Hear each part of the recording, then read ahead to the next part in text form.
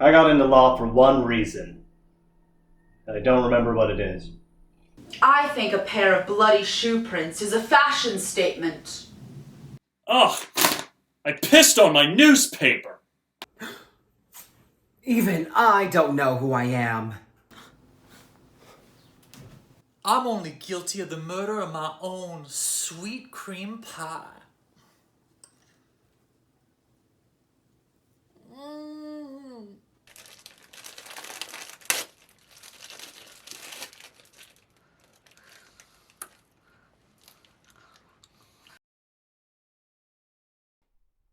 10 years. Wow, yeah. I don't remember it. I have no memory of filming this show. It's something. I moved past acting. I do woodblock carving now. I don't miss it. I don't miss it at all. I never expected to become a gay icon, and I never did. But I did film those HPV commercials. Turns out, that's not the AIDS one. Can I buy a vowel? I like to think the show really championed women. Specifically, it really championed women murderers. I mean, that's what the show is about. Women murderers and the lawyers who protect them. And the wealthy heiress footing the bill. And a mute psychic child named Soft Boy. Acting isn't words. It's actions. It's in the name, dame. Oh, it was an honor working with Sir Darian. An absolute honor. For him. I know, but for me. The man has a BAFTA category named after him. Least actor. Who? I'm sorry, yeah, I'm really just drawing a blank here. Scenes with Sir Darian were always difficult. He's an actor that really pushes you. I've been called a lot of things, but never ineffective. And that's the key to Soft Boy. Nothing superficial. Every motion I made in that show was a choice.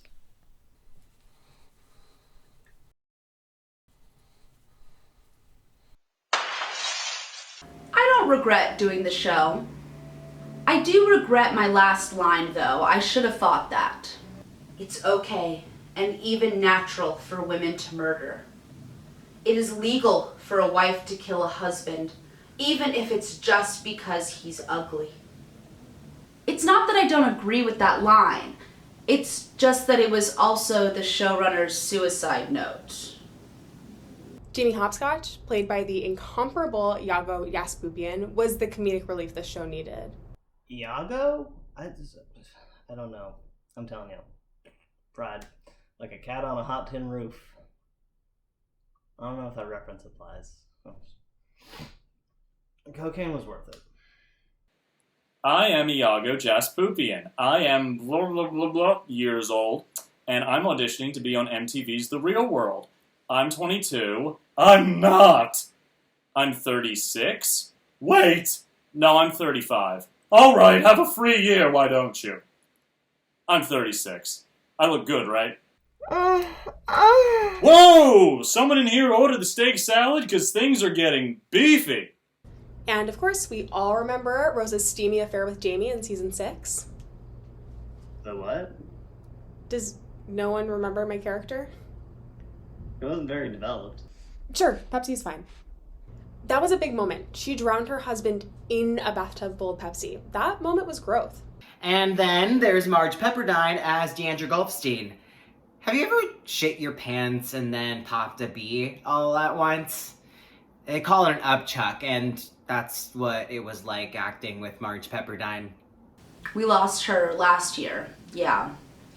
She got on a bus and nobody knows where she went. Cornbread always helps me forget the smell of blood. He's the guilty one, but I'm being punished.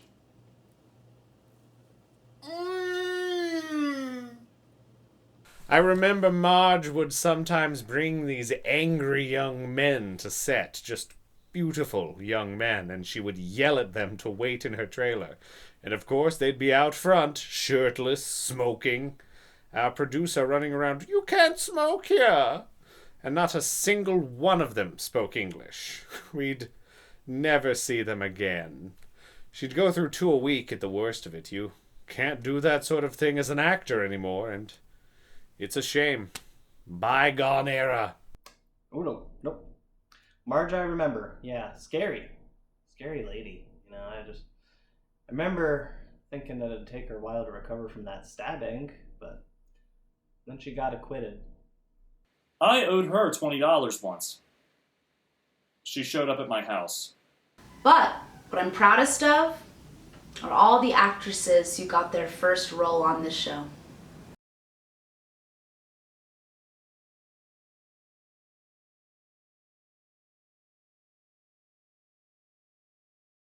"10 years after the fact, and this show is so important that you got me out to do an interview. And I never talk about myself, because I sing it.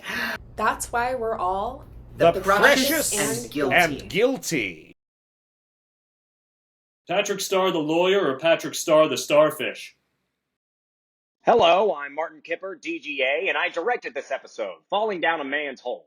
And of course, we see here our guest star is Viola Davis, and she was a nobody. One time after a scene, I asked if she believed she deserved the job just to stir shit. Now I couldn't lick the bottom of her shoe if I begged. That's Hollywood. This close in is because Softboy is reading Viola's mind, but because he can't speak, he can't communicate that she's the killer. That was our C plot most episodes, bit of a plot hole. This was a season where Softboy was working with the cops. We wanted to bring in a cop character, but Marge hated police. To be fair, they hated her. One time she yelled at a cop so much he gave her his gun. Fun fact, Softboy originally had lines, but Sir Darian kept forgetting them, so we just gave up. Well, when my mother killed my father, she was right to do it, and I don't hate her at all. What do you think? I really don't have much of an opinion. Unless you mean the tea. It's a bit hot. Jesus Christ, we really had no idea what to do with her. The writer's room wanted Alexandra to have a female friend, but no one in the writer's room actually had a female friend. So, there you go. No authenticity. One time we had them go bowling together. Sometime. Let it be with purpose. Wow. That's quite... A lot of people ask if Alexandra was a vehicle for Joe. That's Joe Wasserman, our showrunner. Famously, Joe has since done a little murder-suey to Mr. Wasserman. Do I think our show about women murderers, often of their husbands, was a factor in that? Absolutely. The litigation is finished, so I can say that she 100% was planning on killing her husband for at least seasons 2 through 13. Season 1, we were still trying to find our voice. Today is really going well for me. Please, you big little man. Carlito is straight. Isn't that awful? Justice is simple, Gary. It's justice for a wife to kill a husband. Not the other way around, mind you. It's not a mad world we live in. Nor is... That magnificent bastard was so high, we did a show where he just improvised a 22-minute monologue. Got a little political, some weird stuff to say about Princess Di. Technically, he died while we were filming this episode. with the world. My husband actually did fight back, which was shocking because he was a coward. You never with Marge Pepperdine. The on-set doctor tried to make her take antibiotics once, so she made him write himself a prescription for adult diapers. Oh, looks like I'll give this case a hand. Whoops. Whoa. That actually wasn't in the script. It wasn't an improv either. Iago was just an outrageous moron. He was a week late moving out here because he thought he needed a passport to come to California. Ugh, but you do love watching Marge and him play off each other. He was the only person Marge didn't scare. One time, she started throwing knives at him, and he played it like it was one of those carnival attractions. I don't think he knew they were real knives. If there was a god, we wouldn't have tuna casserole. If there was a God, marriage wouldn't be sacred. 3 cheers for our handsome lawyer friend. You keep that up, Gary, and we'll think you're a wifeless poof. I don't know why we were so dodgy about the gay stuff. We were on air after reruns of Will and Grace. Carlito insisted that his character come out in a musical episode, so in a way I think we made the right call never directly addressing it. Hi folks, sorry to interrupt. We're out of Coke. Is Pepsi okay?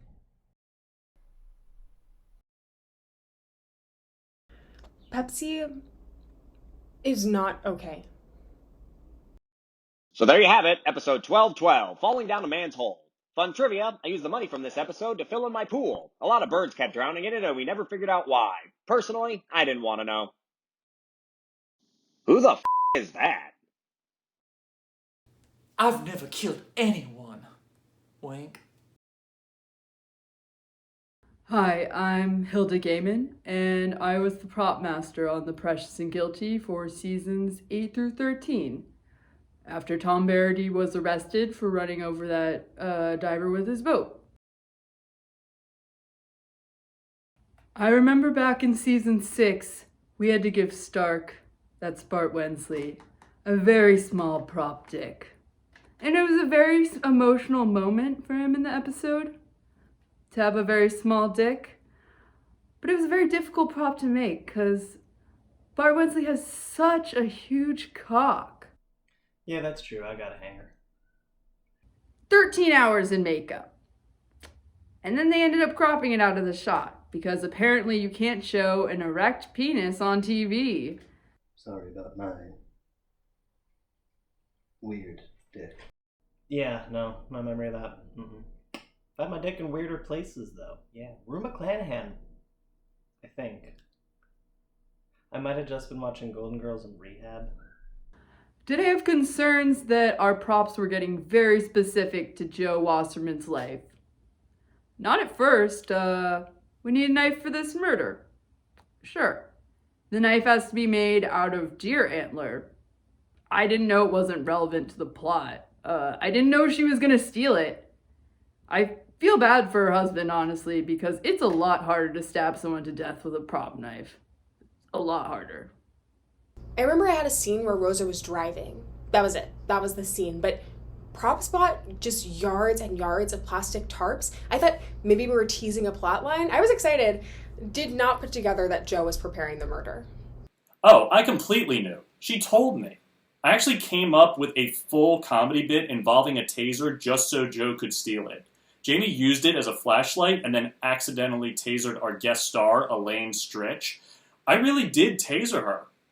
I'm the one that actually suggested that Soft Boy should be telekinetic. We need a way to differentiate him from all the mute savants on other shows. A good actor never leans on their props. Unless that good actor is playing a deaf-mute psychic child.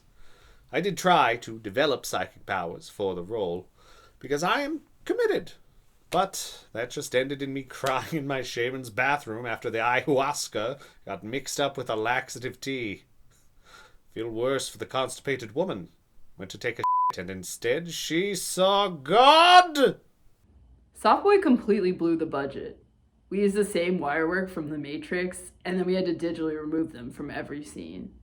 If Joe wasn't married to the network head, I don't know how we would have been greenlit.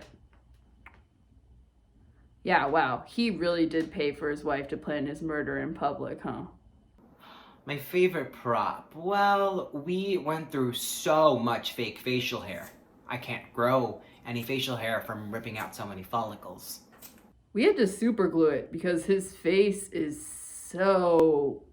it's like wet. Nothing would stick to it. It's a family problem. I had tremendous acne growing up, and it only cleared when I had surgery to remove part of my endocrine system. It was worth it. Although my body is so slick, I can't use touchscreens. But they're a fad anyway. My favorite prop. That's tough. I mostly worked with costumes, you know. I didn't find out till later, actually, that most of the costumes were clothes that Joe's husband said she couldn't get because they were too expensive. Costumes was such a great department. It's a shame that Joe locked them in the fire. I know in my heart that she was just trying to destroy evidence. Look at the show. She made a clear moral declaration. Women are justified in murder. But mostly of their husbands. My favorite prop? Clearly all of Marge's food. They had Deandra bring out a different Southern classic dish in almost every scene. They never explained it. I've got a ham hock in my purse. Oh, she was eating it, yeah.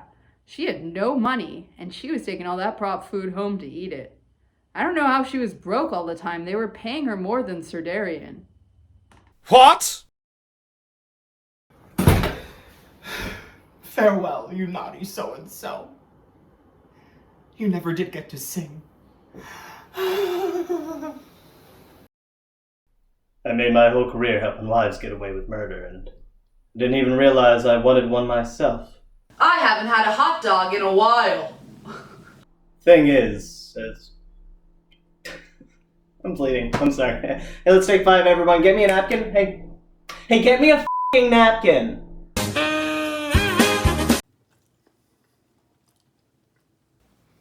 What if I was the murderer all along? Oh, I'm bleeding. Is this real? Sure, he was an army veteran and a youth pastor, and sure, she needed his life insurance to run away with her son's baseball teammate. But the fact is, she wanted to run away free, and he was in a wheelchair. The fact is, he deserted. Did I just say deserted? Oh, I gotta sit. Marge, can you not eat that? That's a prop. You. You know, her husband was the network head, but now he's got no head. Probably should have given her head. I'm sorry. I'm a professional. You know, her husband was the network head, but now he's got no head. Mostly ashamed to... 1, 2, 3... Her husband was the network head, but now he's got no head. Mostly ashamed to quit while he's ahead. Hey, you can't smoke in here. Sorry, I didn't tie him tightly enough. Remontez dans la carabine! Vite! Vite! Don't worry. He'll be pâté by morning. The truth is, Pepsi is not okay. I ordered a Coca-Cola. I deserve a Coca-Cola. Ice cold Coca-Cola. Ice cold like Hubert. He drowned in soda. As I watched the life drain out of his eyes, I couldn't tell if the bubbles were his last breath or just carbonation. That was life with Hubert. Constant deception. So if you won't serve me an ice cold cola, you won't serve me at all. That's not the line. Oh, sorry. I just wanted to improv. Just the line, please. Pepsi is not fine. Need a new pie? Finish this one. I'm not ordering you a Jack and Coke. Your whole problem is getting jacked and doing Coke.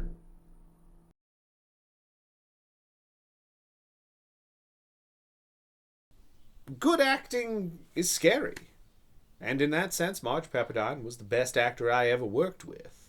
She never broke. I remember one time a rat ran onto set. She just stomped on it and kept going. They used the take.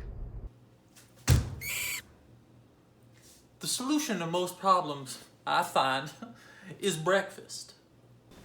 This was my breakout role. And I remember on the first day, Marge pulled me aside and she said, "Catherine," she never got my name right, "everybody here wants to f*** you. Are you gonna be the top or the bottom?" I was up for the Globes one year. I wasn't nominated, but I could have been, so I mailed out for your consideration postcards. Hers got sent back to me. Return to sender. I'd been to that house before, and I'm not sure it was hers. If you're going to be 3,000 years old, you're going to see stuff. You're going to not sweat anything. Nothing small, nothing medium, nothing big. There is no herons anymore. But Marge Pepperdine did scare me. When they put my character Soft Boy with the police, she called the actual police to my house.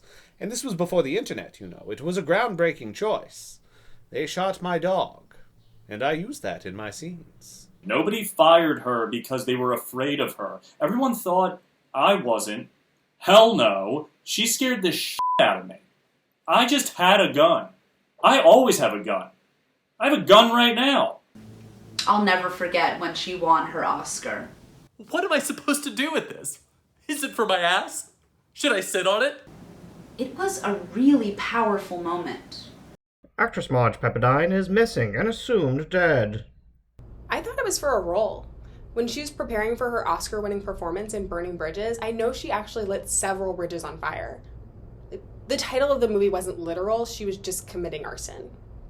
I have no doubt in my mind that she's still alive. It's scary knowing that she's just out there. But again, gun. I was in rehab the last time I saw Marge. She was in there with me. And then they threw her out because she's not actually an addict. She was lying to get out of prison. Because she said she was on a coke binge when she stole all that money from her charity. Money laundering scam, turns out. Nobody knows where she got those kids. I think she'll be back. I think she has another performance in her. You know, part of why I left acting is to never work with Marge again. So if she decides to get into woodworking or community living, I might just end it all. I'm glad working with Marge is on my resume. I'm not sure I'm glad I did it. I went through 3 therapists just trying to process it. She told me I'd never make it, which was so weird because we were on a network show together. I'm funding my upcoming album on residuals. It's called Italian Blues. I don't want to give too much away, but the first track is called Getting Sauced on Grandma's Sauce. Here's a little preview. 1. I think the only real way to capture Marge is in her own words. People always ask me about my process, so I tell them this story. I've only ever had one acting teacher, my father. He worked at a gas station where he'd drink all day, and he'd come home reeking of beer and gasoline. Ode to beer, that was his scent. The mascot was a skinny Frenchman who smoked a cigarillo, which is still my type. When he came home, he'd line us up, me and my 2 sisters, Abatha and Josephine. We were named after our mother, Abatha Josephine Marge Kissinger. No relation. Tell you, people in our town never thought that a Kissinger would marry a Pepperdine. Turns out they were right. Priest who married him wasn't ordained. He was just some guy in witness protection. You've always got to ask people if they're cops, and don't believe them when they say no. So he'd line us up, and then he would recite his poetry for hours. My father was a good poet, not a great one, but his poems were incredibly horny. And I mean like for everyone. He was at least bisexual at minimum. There's an image he often returned to that is stuck in my head. It's the idea of the size of a nipple being like the rings on a tree. When I grew up, I went to a psychologist and told her, "Doc," that's me, I'm playing myself, "I don't understand. I'm older and wiser now, but my nipples haven't grown at all." She threw me out of her office. Anyway, he'd read his poems. Keep in mind, we were 10, 12 or so at the time. And then he'd ask for notes. And that was acting. Once my sister told him that pedantic didn't have anything to do with feet, and he disappeared for 2 weeks. Never told us where he went. But then he wrote a poem called "You Can't Sell Marijuana If You Don't Know Where to Buy It." So we had clues. So there we were, barely teenagers, practicing improvisation for hours. And that tension was an education you could not ask for. You see, acting is just lying so well that it affects reality. I have no respect for it. Nobody should. My sisters don't. Abby, she She became a pharmacist. And Josephine also became a pharmacist. But we don't talk anymore because I robbed them.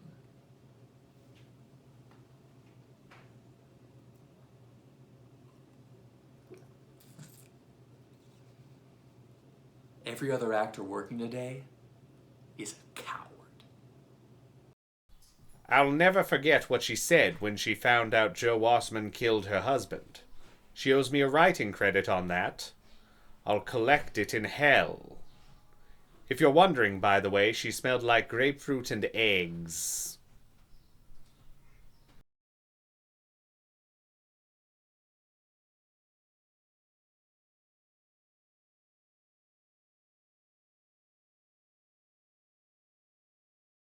The precious and guilty. Special features. Tom was not great in life. His kids actually asked him for a divorce. I'd say the best pair of earrings are your man's teeth. Oh my god. Oh gosh, wait, do I have to have a gun out? Pepsi is not okay. Who the fuck is that? There's so much fucking meringue. That's true, I got a hanger. Yeah, it's true, I got a hanger. That's true, yeah, I got a hanger.